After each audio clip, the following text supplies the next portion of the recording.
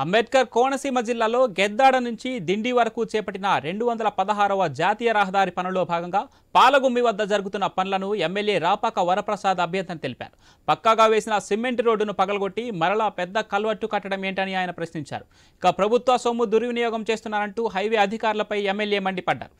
ఈ సంబంధిత అధికారులు కేంద్ర మంత్రి అమిత్ షా, నేషనల్ అథారిటీ వారికి ఫిర్యాదు చేస్తారని హెచ్చరించారు ఎమ్మెల్యే రాపాక.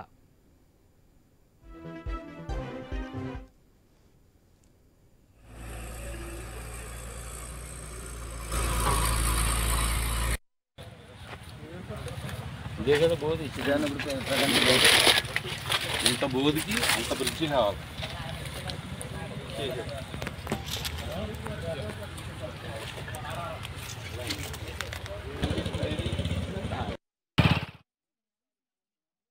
బోధి ఒకటే అంటే హైవే వెళ్తుంది ఇటు.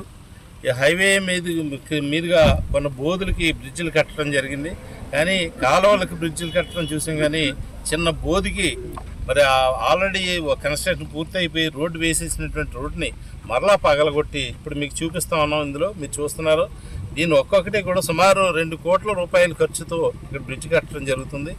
ఎందుకు కడుతున్నారంటే వీళ్ళ లాభాల కోసం చేస్తున్నటువంటి పని, కానీ ఇది ప్రజలకైతే అవసరం లేదు.